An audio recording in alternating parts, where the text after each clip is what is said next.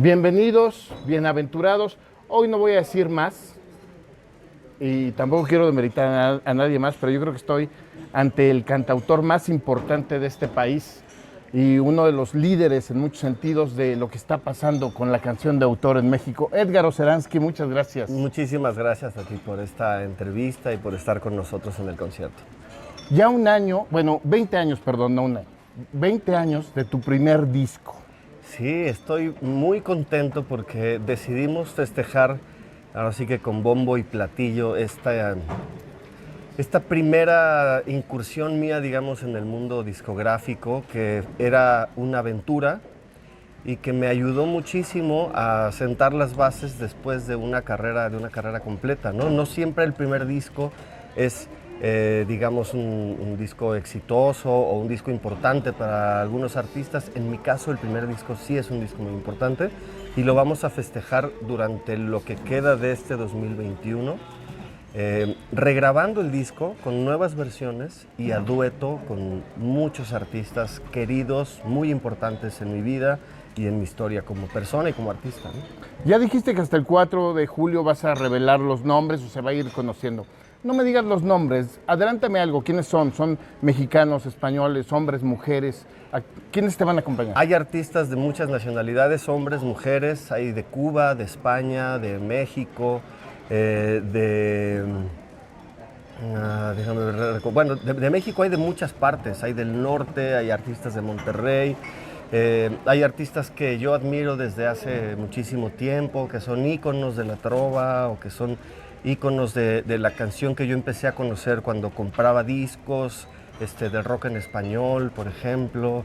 Artistas que yo descubrí de pronto en la tele y que me impresionaron y tiempo después tuve la oportunidad de volverme su amigo. Entonces es un material muy, muy variado y sobre todo tiene versiones que se acomodan a cada uno de ellos, ¿sabes? O sea, cuando yo pensé en qué artista es para cada canción, hay una historia detrás de por qué ese artista. No es nada más es la que le quedaba o es la que ese artista escogió. Afortunadamente me dio la oportunidad a mí de escoger cada una de esas canciones y hay hay una historia detrás del porqué de cada uno de ellos. 20 años del primer disco, supongo que poco más de carrera. ¿Cuántos años de carrera ya? Mira, yo cuento mi carrera desde que entré a cantar al Sapo Cancionero en el 93, o sea que estamos hablando de casi 28 años van a ser ahora en julio. Cuando miras al retrovisor, aquel Oceransky con el pelo largo, ¿no? Con su guitarra solamente, dejando la carrera de psicología en la universidad y dándose cuenta que lo que quiere es ser cantautor. ¿Qué miras en el retrovisor de estos 28 años? Pues creo que agradezco mucho la inocencia de ese primer impulso, primero que me llevó a agarrar la guitarra cuando estaba en la secundaria, después a formar mi primera banda de rock cuando estaba en la prepa y después a entrar a este lugar del Sapo Cancionero como para jugar los fines de semana mientras yo estaba en la universidad. Esa inocencia de no pretender ser un artista reconocido y así, me fue llevando poco a poco y con gusto al lugar que me tenía la vida preparado. Y si hubiera sido, yo creo que un poquito más consciente, ese muchacho no hubiera dejado la universidad y se hubiera quedado ahí. Probablemente hubiera sido muy feliz, pero no hubiera tenido la capacidad de afectar a tanta persona como he podido hacerlo con la música. Entonces yo le agradezco a ese muchacho su inocencia. Eres un extraordinario narrador. Uno de tus discos es un libro. Sí, tiene poemas, tiene algunas historias de cómo llegué a escribir este disco, de lo que viene, etc. ¿No has pensado en un libro, solo un libro? Sí, de hecho estamos con ese proyecto. Desde el año pasado iba a salir y nos agarró la pandemia, entonces tuvimos que ponerlo en pausa. Pero yo creo que será a principios del próximo año cuando este libro salga a la luz. Y qué bueno que se retrasó, porque cuando ya estábamos a punto de empezar a ver el arte, etcétera, cuando estábamos con la editorial, de repente, digamos que me pulsaron un poquito la máquina como para decir, es que queremos presentarlo en mayo en la Feria del Libro de Buenos Aires. Entonces, apresuré un poquito la marcha en algunos textos y textos que no había querido todavía meter ahí, ¿no? Pero dijimos, bueno, pues si vamos a presentarlo, ok. Este tiempo me dio la oportunidad de releer el libro muchas veces, de corregirlo, de quitar algunos textos, de escribir unos nuevos y sobre todo de empezarle a dar forma en mi cabeza. O sea, un primer libro, como lo fue mi primer disco, tenía yo que pensar muy bien qué era lo que quería hacer. O sea, en realidad lo que hice en un principio fue recopilar todos los textos que yo tenía por ahí, que yo sabía que no eran canciones, pero que eran cosas que a mí me habían sucedido. Y entonces era pues empezarlos a ordenar, seleccionarlos, corregirlos, etcétera, ¿no? Pero sin ninguna forma en mi cabeza, porque es un libro muy ecléctico por ser el primero, porque hay cosas que escribí hace 20 años y hay cosas que escribí hace 3 meses, ¿sabes? Sí, Entonces sí, hay sí. cosas muy, muy variadas. Entonces me dio la oportunidad de pensar muy bien cómo acomodar un libro tan ecléctico y que habla de una persona con tantos años de vivencias, ¿no? Probablemente a partir de aquí, porque me gustó la escritura de un libro, probablemente a partir de aquí, cuando escriba otros libros, van a ser un poco más consistentes entre todos los textos, ¿no? Pero tenía yo que entender cómo acomodar todo eso. Entonces, esta temporada me dio la oportunidad de acomodarlo bien. Ayer en un Facebook Live, bueno, el viernes pasado en un Facebook Live, contaste la historia de Esther. Me pareció escalofriante, maravillosamente escalofriante. Y cómo estuvo en las manos del mago, compuso la canción tal vez más conocida de él, después con otro cantautor y regresa a tus manos. Sabina tiene una historia, no sé si la conozcas, de cómo él encuentra uno de estos soportes para los libros en una parte de Londres. Y su novia que tenía en ese momento encuentra la otra parte en otro lugar de Londres. Wow. Y se lo van a regalar uno al otro y dice Sabina que fue escalofriante. Claro, claro. Y la historia de Esther es escalofriante, pero vean el Facebook Live, ahí para que no nos cuentes toda la historia aquí, pero ¿crees en estar predestinado, en haber ya una ruta? Fíjate que yo sí creo en el destino, pero no creo en el destino como un final, sino como puntos por los que tienes que pasar forzosamente. Y ahí entra nuestro libre albedrío. O sea, de hecho tengo un texto que escribí que habla de eso, ¿no? Dice, el destino no es el fin, es solo un punto en el camino. Y ese punto en el camino por el que estás obligado a pasar, va a definir hacia dónde tú también quieres irte, ¿no? O sea, tú te encuentras, por ejemplo, con una persona y esa persona con la que te tenías que encontrar, tú decides hacia dónde te lleva esa persona, si te quieres quedar con ella, si no te quieres quedar con ella. Lo mismo pasa con los amigos, lo mismo pasa con la carrera, lo mismo pasa con muchas cosas. Y creo que hay que estar muy atentos a ello. O sea, sí creo en que hay lugares por los que tienes que pasar, pero que también el libre albedrío ayuda mucho. Y sobre todo también creo en que uno va creando después las circunstancias para que eso suceda. O sea, esta guitarra no regresó a mis manos 16 años después azarosamente. O sea, fue una guitarra a la que nunca le perdí la pista. Fue una guitarra que tuvo un objetivo a la hora en la que yo se la presté al mago. Después el mago se la regaló a Abraham Michel. Y después, o sea, yo nunca le quité el ojo de ahí. El momento en el que regresó a mí, eso sí lo veo como parte de mi destino. Pudo haber regresado antes o pudo haber regresado mucho tiempo después, pero regresa justo cuando voy a hacer la gira de estos 20 años de mi primer disco. Y yo grabé mi primer disco con esa guitarra. Claro, ¿no? Esther va a estar en esta regrabación. Esther va a estar en esta regrabación y va a estar en la gira, sobre todo, porque sí también creo que los instrumentos, al ser objetos que vibran todo el tiempo, no solo vibran con las cuerdas, vibran con la persona. Entonces las vibraciones de la gente se van quedando ahí. Entonces ahí está, aparte, mi gran amigo, que es el mago. Y ahí están mis primeros años de composición. Y ahí está toda la emoción de mi primer disco. En ese objeto se encuentran muchas vibraciones positivas en mi vida. Por eso le tengo tanto cariño. Para no abusar mucho del tiempo, vamos con la penúltima. Parece que esta generación, y yo te veo, bueno, esa es mi opinión personal, como punta de esta generación, En Querétaro, entiendo, tienes tu estudio, ya casi eres hasta cineasta, porque además un desarrollo de video ya muy elaborado, mucho más pensado. Le arrebataron de repente al comercio de la música, déjame ponerlo de esa manera. O sea, ustedes no están en la radio comercial y ya son cantautores. Aquí mismo entrevistamos a Miguel Insunza, ¿no? Por ejemplo, o sea, ya llenan lugares, tú donde te presentas llenas.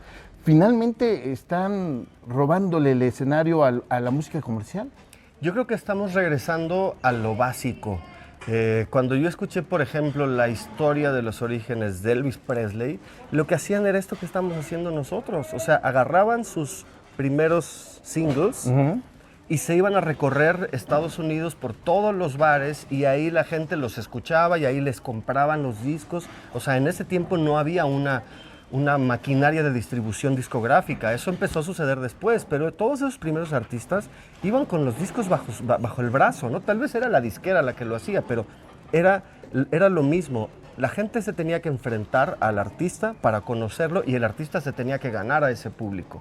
Estamos regresando justo a eso y eso me da mucho gusto porque da una oportunidad de nuevo a los artistas y los vuelve más creativos, porque como tú acabas de decir, no tenemos nada más que ser cantantes. Un artista es creativo en todos los aspectos de su vida. Tiene que ser una mente creadora y generadora de cosas. Yo pienso, por ejemplo, en Aute, que hacía cine, que hacía pintura, que hacía escultura, en el mismo Sabina que pinta, que hace poesía. O sea, esos grandes artistas han obligado a su mente a ser creativa hacia todos lados.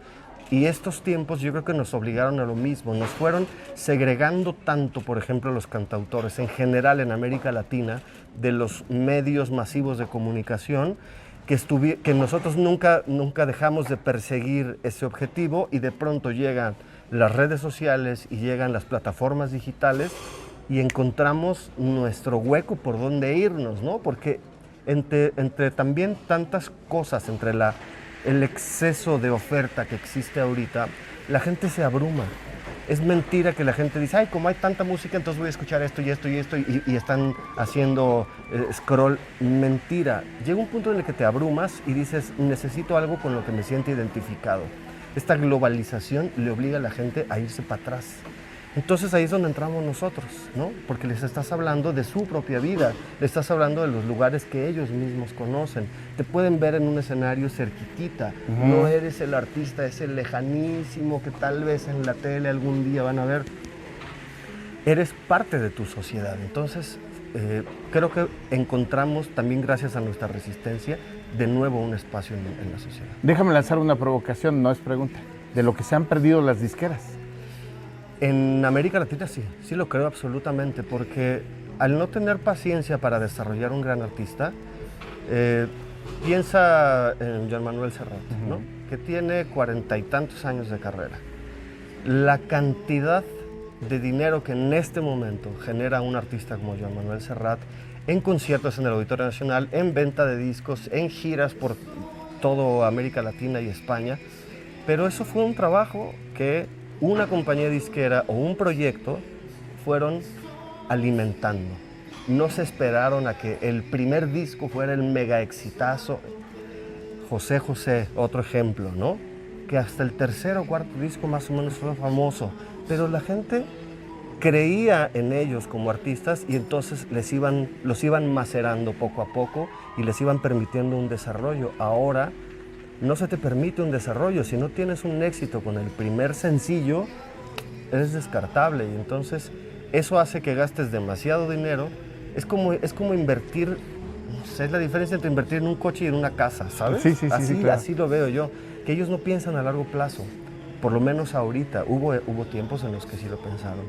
Y en España, por ejemplo, o en los Estados Unidos, yo sí he visto que esas grandes compañías disqueras siguen pensando en sus artistas de largo alcance. Yo pienso en Adele, o pienso en Alejandro Sanz en España, o pienso, no sé, en Estados Unidos, en gente como